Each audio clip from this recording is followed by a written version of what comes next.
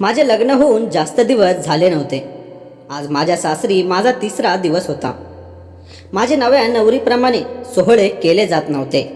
मला असे वाटत होते की 1 महिन्याऐवजी दुसऱ्याच दिवशी मी आपले घर सर्व सांभाळून या घराची सर्व जबाबदारी घ्यावी. कारण तसेही माझी सासू वयोवृद्ध स्त्री होती. नणंद लग्न करून आपापल्या सासरी गेल्या होत्या. आता त्या घरची मी एकुलती एक सून होती. माझे काहीतरी कर्तव्य होते, म्हणून मी लग्नाच्या दुसऱ्या दिवशी आपल्या रूम बाहेर पडून थोड्याशा शृंगारासहित किचनकडे आले. तेव्हा घरातील सर्वजण झोपले होते. तेव्हा माझा नवरा आबाईसुद्धा उठला नव्हता. मी विचार केला होता सर्व उठण्याआधी सर्वांसाठी नाश्ता करून घेऊया, म्हणून मी किचनमध्ये जात होते. तेवढ्यातच बाहेरून दरवाजावर खट असा जोरात आवाज आला. मी मागे वळून पाहिले तर तेवढ्यातच दरवाजा उघडला आणि एक माणूस आतमध्ये येत होता. त्याचे डोळे लालबुंद झाले होते. तो माणूस पहिला काही वेगळाच वाटत होता, जसे काही कोणी मागायला आला आहे. त्या व्यक्तीला पाहून मी पळू लागली. तेव्हा त्या व्यक्तीने मला नमस्कार केला. तो एका वेगळ्याच अंदाजामध्ये पुढे येत होता. तेव्हा मी जोरजोरात आरडाओरडा चालू केला. माझ्या आवाजाने अभयसुद्धा जागा होऊन रूम बाहेर आला. माझ्या सासूबाई तर 2 पावलांच्या दुरीवर होत्या. त्या माझ्याजवळ आल्या आणि म्हणाल्या, सुनबाई काय झाले आहे तुला आरडाओरडा करायला? सारे काही ठीक आहे ना? तेव्हा मी म्हणाली, काही ठीक नाही सासूबाई, बघा घरात कोणीतरी चोर घुसला आहे. मी त्या व्यक्तीकडे बोट दाखवत सासूबाईंना सांगत होती. तेव्हा सासूबाई पुढे येऊन त्या व्यक्तीच्या डोक्यावर हात ठेवून त्याला आशीर्वाद देत होत्या. त्याच्या कपाळावर चुंबन घेऊन त्यांनी त्याला मिठी मारली आणि मला म्हणू लागल्या, अगं सुनबाई, हा तर माझा छोटा मुलगा आहे सचिन. तू या अगोदर ह्याला पाहिले नाहीस का? खूप चांगला मुलगा आहे हा माझा. सर्व रात्र देवाच्या भक्तीमध्ये डुबलेला असतो तो. त्यामुळे त्याचे डोळे एकदम लालबुंद झाले आहेत बघ. रात्री झोपणार नाही तर असेच होणार ना. चल बाळा, तुझ्या रूममध्ये आराम कर. सासूबाईंनी त्याला आपल्या हाताशी धरले आणि त्याच्या रूममध्ये पाठवले. हे सर्व पाहून मी हैराण झाली होती. त्याचे ते लालबुंद डोळे अजून माझ्या नजरेसमोरच होते. ते समोर येताच मला भीती वाटत होती. माझी सासू आणि नवऱ्याने मला समजावल्यानंतर मी थोडी शांत झाले. त्याच दिवशी मी माझ्या नवऱ्याला विचारले की तुमच्या छोट्या भावाला काही आजार आहे का? तेव्हा त्यांनी मला सांगितले, त्याला कोणताही आजार नाही, फक्त तो जरा जास्त धार्मिक आहे. तू त्याची काळजी घे. खूप प्रेम करणारा मुलगा आहे तो. तुझ्या भल्यासाठी सुद्धा तो देवाकडे प्रार्थना करेल. परंतु त्याच्याबरोबर कोणी वाईट वागले तर त्याचे वाईटच होते. त्या माणसाचे काही ना काही नुकसान होतेच. तो माणूस कधीच खुश राहू शकत नाही. माझा नवरा हे सर्व सांगत असताना मी हैराण झाले, पण मी शांतच होती. नवीन घरामधील माणसे आणि त्यांचा स्वभाव माहीत नसेल तर नव्या मुलीने शांतच राहिलेले बरे. आता मी सकाळपासून संध्याकाळपर्यंत कोणते ना कोणते काम करत माझा वेळ घालवत होती आणि सासूबरोबर घरी येणाऱ्या पाहुण्या महिलांना मी भेटत असे. त्या महिला माझे कौतुक करायच्या आणि त्यावर माझी सासू फुले पेरायची. सर्व म्हणत असत, देवाने तुला एक चांगली सून दिली आहे. सासूबाईंनी आता हळूहळू मला घरातील सर्वच कामे करायला लावली होती. कपडे धुण्याची बारीसुद्धा आता माझी आली होती. मी घरातील कपडे मशीनमध्ये टाकून त्यांना धुवून घेत असे. पण माझा धीर सचिन त्यांच्या कपड्यांना एक वेगळीच माती आणि त्याचा सुगंध येत असे. ते कपडे धुवायला मला जास्त वेळ लागत असे. खरं तर मी शांतपणे घरातील कामे करण्यात व्यस्त असायची. पावसाचे दिवस चालू झाले, त्यामुळे आम्ही कपडे सुकत घालण्यासाठी अंगणातील जागेऐवजी घराच्या छतावर जाऊ लागलो. सकाळी वर कपडे सुकत घालायचे आणि संध्याकाळी ते पुन्हा काढून घरात आणायचे. एक दिवस मी घरातील कामात व्यस्त होते, त्यामुळे घराच्या वर सुकत घातलेले कपडे संध्याकाळी काढायला विसरून गेली होती. रात्र झाली होती, त्यामुळे आकाशामध्ये ढग जमा होऊन पाऊस चालू झाला होता. तेव्हा माझ्या लक्षात आले की आपण घराच्या छतावरील कपडे काढलेच नाहीत. म्हणून मी छताकडे जाणारी शिडी पटापट चढून वर गेली. तेव्हा वरती मला एक वेगळा सुगंध येऊ लागला, परंतु मी त्याकडे दुर्लक्ष करत पटापट कपडे गोळा करायला सुरुवात केली. मी सर्व कपडे गोळा करून त्यांचा एक गठ्ठा केला आणि खाली उतरण्यासाठी मागे फिरले तर समोरच मला माझा दीर दिसला. तो त्या लालबुंद डोळ्यांनी माझ्याकडे पाहत होता. मी घाबरून गेले. अगोदर माझ्या रस्त्यातून तो बाजूला जाईल याची मी वाट पाहत होते, परंतु तो माझ्या रस्त्यातून बाजूला झाला नाही. तेव्हा मला वाटले काहीतरी चुकीचे होणार आहे. जबरदस्तीने मी त्याला माझ्या रस्त्यातून बाजूला करत होती, पण माझा रस्ता अडून तो तिथेच उभा होता. माझा रस्ता सोडा, तुम्ही हे काय करत आहात? मी तुमची वहिनी आहे, थोडी तरी लाज ठेवा. मी त्याला ऐकवत होती तरी तो माझ्यासमोर उभाच होता. देवाचीच कृपा झाली आणि त्यावेळेला माझ्या सासूचा आवाज आला आणि त्या आवाजाने माझा धीर माझ्या रस्त्यातून बाजूला झाला. तेव्हा मी जोरजोरात श्वास घेऊन पटापट खाली उतरून माझ्या रूममध्ये आली. पाहतोय तर आबाईसुद्धा ऑफिसमधून आला होता. आज तुम्हाला यायला उशीर का झाला? मी माझ्या मनातली भीती सांभाळत आबाईला विचारले. परंतु आबाईला जाणीव झाली होती की मी घाबरली आहे म्हणून त्याने मला विचारले, तू एवढी घाबरली का आहेस? सर्व काही ठीक आहे ना? हो ठीक आहे. नाही काही असेल तर मला सांग. काही नाही, मी आत्ता कपडे काढण्यासाठी छतावर गेले होती. तेव्हा कपडे गोळा करून जेव्हा पाठीमागे फिरले तेव्हा मागे तुमचा भाऊ उभा होता. बस माझ्या भावाविषयी एक शब्द सुद्धा पुढे बोलू नकोस. रागातच आबाई माझ्याबरोबर बोलत होता. तुम्ही आजकालच्या शिकलेल्या मुली, तुमची हीच लक्षणे आहेत.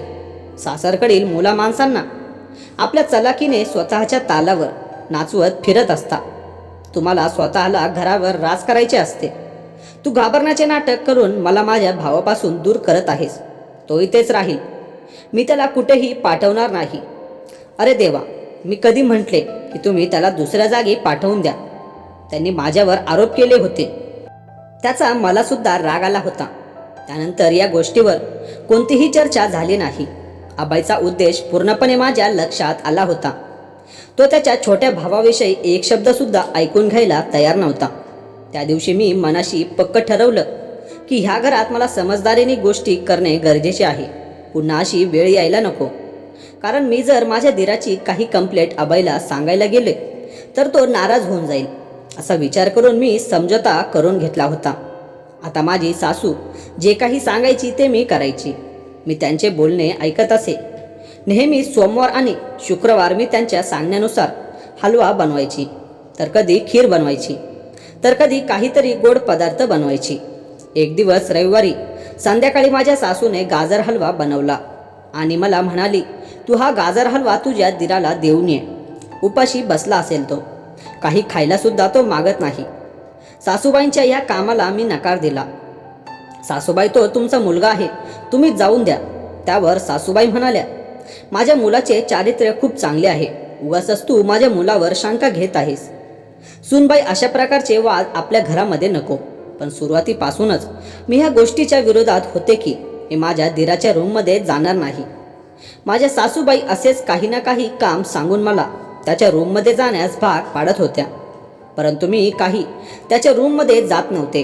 परंतु सासूबाईंनी आज तर हंगामाच केला होता. जा सूनबाई, माझ्या मुलाला जाऊन हलवा देऊन ये. जोपर्यंत तू माझ्या मुलाला नाकारत राहशील तोपर्यंत माझ्या हृदयात तू जागा बनवू शकत नाहीस. मी सासूबाईंच्या बोलण्यावर मनात हसू लागले आणि विचार करू लागले की माझे काम एवढेच आहे का? मी घरवाल्यांच्या हृदयामध्ये बसायला हवे.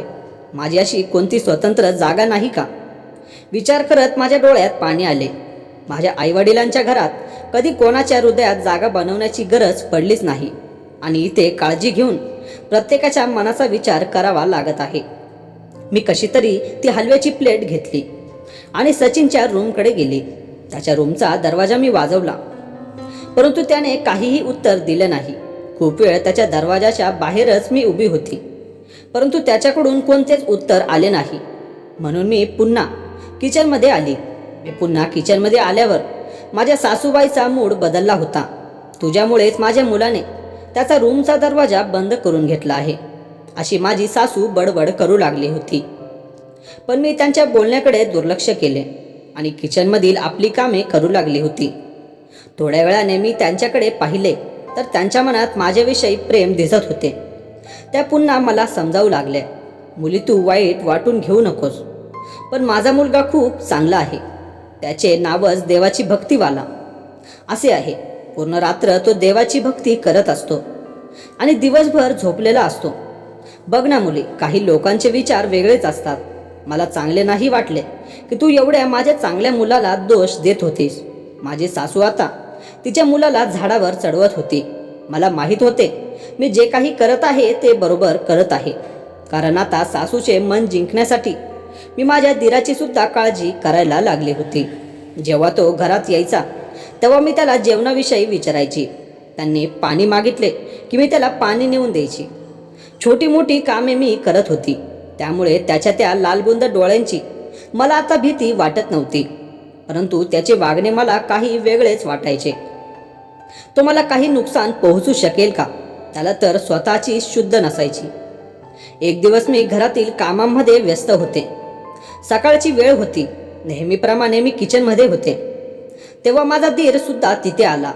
सुरुवातीला तर मी त्याच्याकडे लक्ष दिले नाही, पण खूप वेळ तो उभा होता, म्हणून काही वेळाने मी त्याला बाहेर जायला सांगितले. तर तो किचनच्या दरवाजामध्येच बसला. अरे देवा, आता काय करणार? मी विचार करू लागले. जर सासूबाईंना आवाज दिला आणि हा जर पटकन उठला तर मी काय करू? तसेही सासू मला बोलण्यासाठी काही ना काही बहाणे शोधतच असे. आता मी तशी वेळ येऊ दिली नाही. मी शांतपणे उभी होती. तो सुद्धा शांतपणे माझ्याकडे पाहत होता. मग आपली मान खाली घालून तो म्हणाला, वहिनी, माझ्या गालावर एक थप्पड मारा. तो एखाद्या वेड्यासारखा बोलत होता. तुम्ही असे का बोलत आहात? सचिन भाऊ, तुम्ही असे काहीही केले नाहीत की मी तुम्हाला थप्पड मारावी. मी त्यांना प्रेमाने समजावू लागले. तुम्ही मला एक थप्पड मारा, असे तो पुन्हा जोरात बोलू लागला. मी त्याचे बोलणे ऐकून घाबरले होते. त्याच्या आवाजाने अभयसुद्धा तिथे आला. अरे सचिन, तू इथे कुठे बसला आहेस? तेव्हा तो परेशान होऊन अभयला म्हणाला, तू वहिनींना सांग मला एक थप्पड मारण्यासाठी. अरे तू असे वेड्यासारखा का बोलत आहेस? तेव्हा अभय मला म्हणाला, तू त्याला काही बोलली तर नाहीस ना? अरे मी त्याला काय बोलेन? ते तर माझ्या छोट्या भावासारखे आहेत. मी तुला चांगलीच ओळखून आहे आणि तुझ्या ह्या अशा वागण्याला सुद्धा मी चांगल्या प्रकारे ओळखतो. असे म्हणून अभय आपल्या भावाला त्याच्या रूममध्ये घेऊन गेला.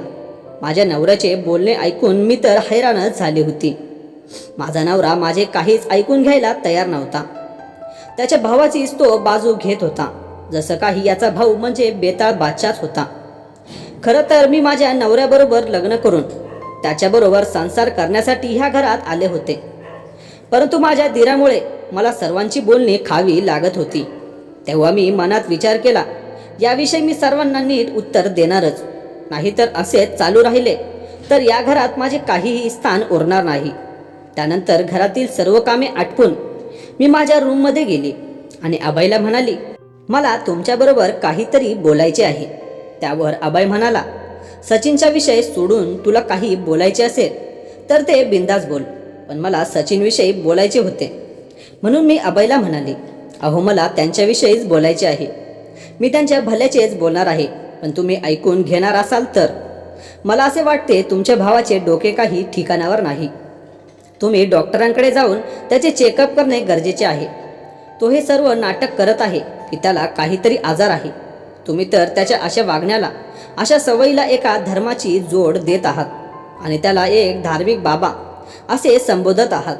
माझे बोलणे ऐकून माझ्या नवऱ्याने माझ्यासमोर हात जोडले आणि मला विनंती केली की तू आमच्या देवाविषयी म्हणजेच सचिनविषयी काहीही बोलू नकोस, त्याची बेइज्जती करण्याचा प्रयत्न करू नकोस. त्या दिवसानंतर मी एकदम शांत होऊन गेले, जसे काही मी माझ्या तोंडाला कुलूप लावले होते. म्हणून मी घरातल्या कोणत्याही व्यक्तीबद्दल तक्रार करणे आता सोडून दिले होते, कारण सचिनविषयी मी काहीही बोलले तर सर्वजण मला चुकीचे समजत होते. घरातील प्रत्येकजण त्याला चांगले आणि धार्मिक समजत होते. सचिन मला थप्पड मारायला सांगत होता.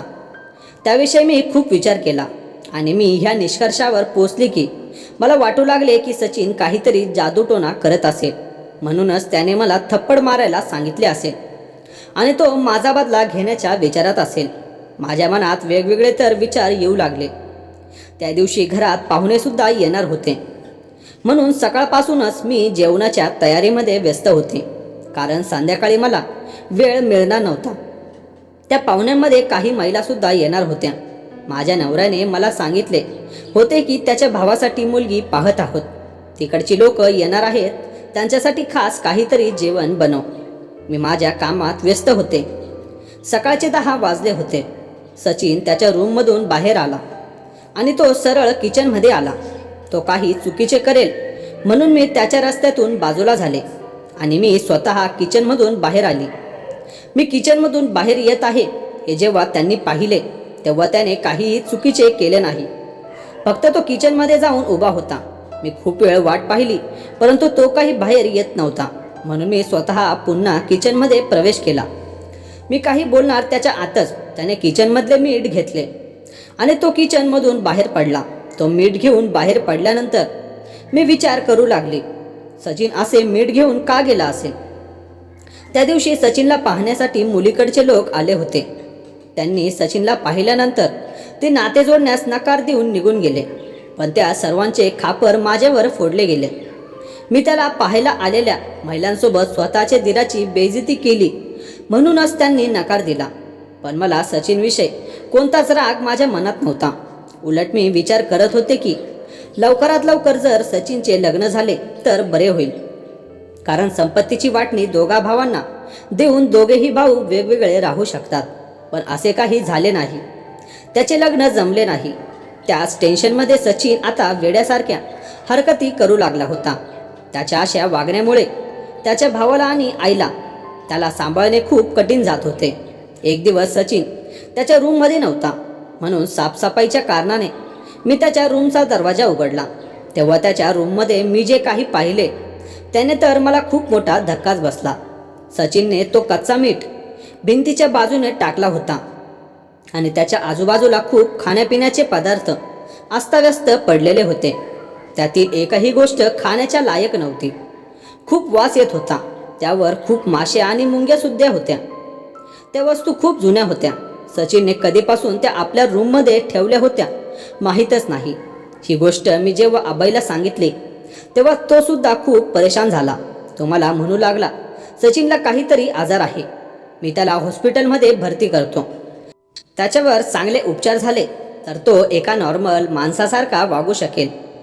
परंतु मला आता समजत नव्हते की आबाईने माझे बोलणे एवढ्या लवकर सहजासहजी कसे मनावर घेतले. तेव्हा अभयच म्हणाला, सचिनच्या आजारपणाविषयी आम्हाला माहीत होते. आम्ही मुद्दामूनच तुला सांगितले नाही कारण तुझी या घरात राहण्याची इच्छा होणार नाही आणि तू आल्यापासूनच त्याला वेडा समजून त्याच्याबरोबर तसेच वागशील. म्हणून त्याच्या आजाराविषयी आम्ही तुला काहीही सांगितले नाही. खरं तर सचिन आबाईचा सख्खा भाऊ नव्हता. त्याच्या वडिलांच्या दुसऱ्या बायकोचा तो मुलगा होता. त्याला जन्म देतानाच त्याची आई हे जग सोडून गेली होती आणि लहानपणापासून त्याला हा आजार होता. त्याला सांभाळण्यासाठीच माझ्या बाबांनी माझ्या आईबरोबर दुसरे लग्न केले. माझे सासरे एक सरकारी ऑफिसर होते. त्यांच्याकडे कोणत्याच गोष्टीची कमी नव्हती. पुढे अभय तिला म्हणाला, माझ्या आजीने माझ्या बाबांना दुसरे लग्न करण्यास भाग पाडले होते. परंतु माझ्या आईने ह्या मुलाचा सांभाळ करायचा तर स्वतःच गुरफुटून गेली आणि तिला 2 मुली आणि मी एक अशी 3 मुले झाली. माझ्या आईने आणि बाबांनी त्याच्याकडे दुर्लक्ष केले कारण माझ्या आईनेच विचार केला की त्याला असेच राहू दिले तर बरे होईल, नाहीतर तो माझ्या मुलाचा हिस्सेदार बनेल. त्याच्यावर चुकून उपचार झाले आणि तो ठीक झाला तर त्याला त्याच्या वाटेनीचा हिस्सा द्यावा लागेल. माझ्या आईने मुद्दामून त्याच्याकडे लक्ष दिले नाही. माझ्या भावावर इलाज झाले नाहीत याचे मला खूप वाईट वाटते. मी माझ्या भावावर काहीतरी इलाज करावे आणि हे सर्व तुझ्यामुळे शक्य होत आहे. आता मला नक्की पटले आहे की त्याच्या डोक्यामध्ये काहीतरी बिघाड आहे, त्यामुळे तो असे वागत आहे. उद्या मी त्याला चांगल्या हॉस्पिटलमध्ये दाखल करतो. माझ्या नवऱ्याने त्याला चांगल्या हॉस्पिटलमध्ये दाखल केले. त्याच्यावर उपचार सुरू झाले होते. आता थोडा थोडा तो सुधारू लागला आहे. डॉक्टरांचे म्हणणे आहे की काही महिन्यातच तो पूर्णपणे नॉर्मल होऊन जाईल. त्याला पूर्णपणे बरा होण्यासाठी 18 महिने लागेल. पण तो आता पूर्णपणे बरा झाला आहे. पाठीमागे तो कसा वागत होता त्याविषयी त्याला काहीच आठवत नाही. पण त्याचे वर्तन आता खूप सुधारले आहे. त्याने मला त्याची बहीण मानले आहे. प्रत्येक रक्षाबंधनला मी त्याला राखी बांधत असते तर भाऊबीजेला तो मला भावाच्या नात्याने भेटत असतो. आम्ही त्याचे लग्नसुद्धा करून दिले आहे. आता त्याचा संसार सुखाने चालू आहे. एखाद्या माणसावर उपचार होऊ शकतात, तो पूर्णपणे बरा होऊ शकतो. पण आपल्या स्वार्थासाठी जाणून बुजून त्या माणसाकडे दुर्लक्ष करणे कितपत योग्य आहे. माझ्या सासूबाई त्यांच्या सावत्र मुलाबरोबर जे काही वागल्या त्याविषयी तुम्हाला काय वाटते ते कमेंट्स करून आम्हाला नक्की सांगा. आणि मित्रांनो, तुम्हाला ही कथा आवडली असेल तर व्हिडिओला लाईक आणि चॅनलला सबस्क्राईब नक्की करा. धन्यवाद.